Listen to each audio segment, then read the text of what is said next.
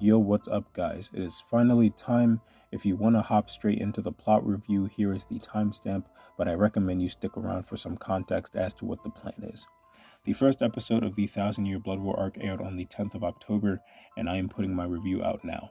I meant to put it out the day of, but some stuff came up that messed with the scheduling, so I do apologize, but I am here now to give just a basic review of the episode. One thing I will mention going into this video is that I am technically anime only, although it has been very hard to maintain that. I do have a good idea of most, if not all, of the major plot events that play out in the manga, but for simplicity, I'm technically anime only, so there will be some stuff, there will be some characters, there will be some names that I'm unfamiliar with, and I won't really be able to tell you what's different from the manga version in addition to that, which is unfortunate, but it is a choice that I made. One of the reasons I chose not to read the manga was because I knew the anime was approaching and I wanted there to be an element of surprise. It may not have been the best decision content-wise, but in terms of my enjoyment, I think it was a good idea. One more thing about how I'm going to do this. I'm going to release two videos, this one reviewing the anime and getting the plot of the episode out, and then another video expressing what I really enjoyed. I'm doing this due to harsh time constraints, and I'd prefer to get the review out ASAP and then, put another video out expressing what I really liked. So yeah, let's begin. The episode starts with Yuha giving the speech we have heard from the trailers about the process of the Quincy King regaining his powers and sanity, accompanied by the visuals of the Quincy's blue Reiatsu, the Quincy cross, and a close-up shot of the lower half of Yuha's face. Mostly all stuff we've seen from the trailers.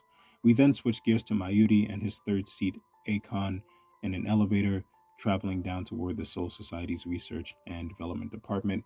Side note, it could be also pronounced Akon. I'm pretty sure it is, but my apologies. There are these loud alarms and bright red lights that signify that something is very wrong. Eventually, we find out from the interactions of the staff that dozens, if not hundreds, of hollows are disappearing simultaneously and that it is threatening to disturb the border of the world of the living. The scene ends as we see a close-up of Mayuri that we saw in the trailers, letting on that he knows who the threat is.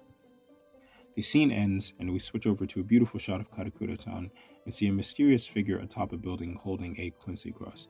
This figure crushes hollow bait and then disappears, as we are introduced to two young Shinigami that have been sent to Karakura Town to help defend it, Shino Madarame and Ryunosuke Yuki, who I'll just be calling Yuki since it's shorter. They seem to have your typical bossy girl, shy guy friendship, where she's yelling at him, trying to get him to stop being so nervous, and he is apprehensive about being in Karakura Town. Funny scene happens here. When Shino is trying to use some good old-fashioned reverse psychology by implying Yuki is scared and telling him to admit it, he confidently proclaims that he is indeed scared in such a resolute manner that Shino yells at him and just leaves. Anyway, we've got some beautiful scenes of Yuki running through Karakura Town, hoping to avoid hollows before he encounters one and begins to run. He calls Shino, essentially trying to get help before stumbling upon a herd of hollows, one of which is holding Shino's unconscious body in its hands. Yuki, seeing no way out, reaches for his Zanpakuto, resolving himself to fight before he is attacked from behind. As he is bleeding out, the hollow that injured him walks up to deal the final blow before it is killed by an orange wave of Reiatsu that looks suspiciously like a Getsuga Tensho. A blue Quincy arrow impacts the hollow holding Shino, forcing it to drop her before Chad jumps in to save her from falling. Two hairpins fly over to the two and administer first aid before Orihime makes her appearance front and center. Yes, it is the Karakura gang here to save these two Shinigami. Ichigo walks onto the set and the iconic #1 song begins to play, and I'm sure you guys can guess the rest. Mass amounts of hollows gather and they're all destroyed. Ichigo activates Bankai and unleashes another Getsuga Tensho we have seen from the trailers before introducing himself. We then transition to Ichigo's bedroom where Yuki is waking up after 2 days of sleeping.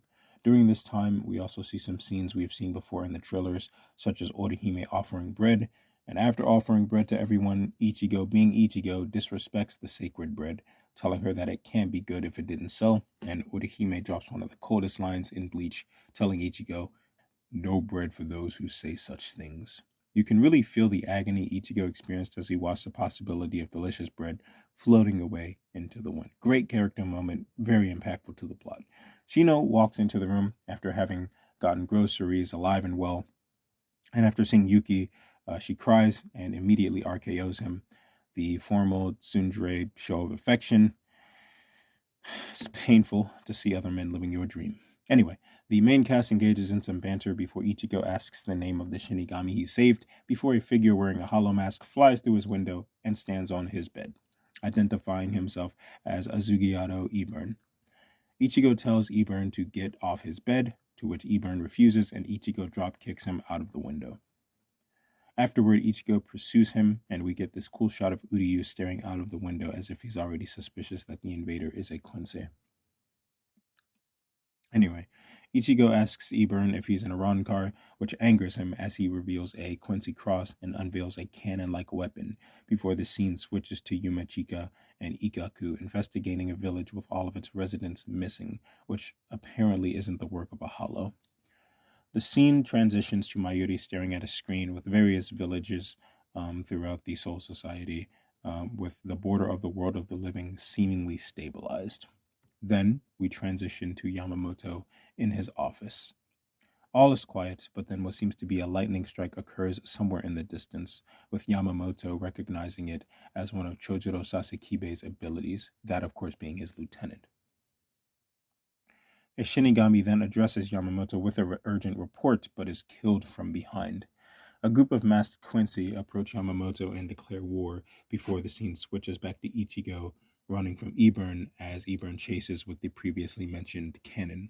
Switching back to Yamamoto, the Quincy comment on his lack of security, to which Yamamoto responds that he is there and that there is no greater security than that.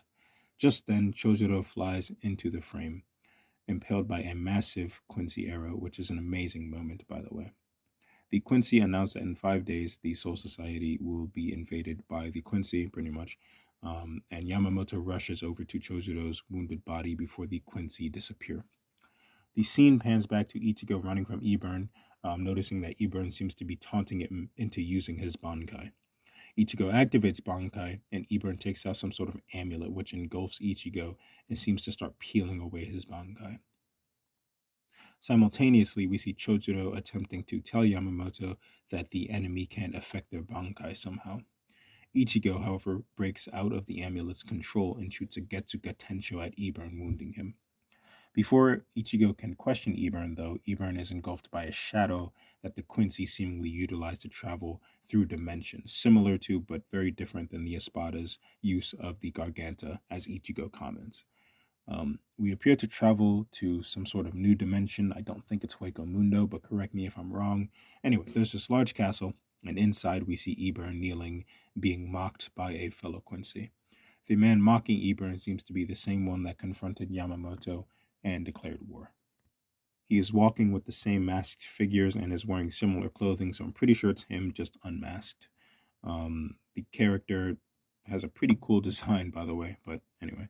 This Quincy begins to talk to Ebern, criticizing him and talking down to him before his arm is just instantly and completely cut off before anyone even knows what happens.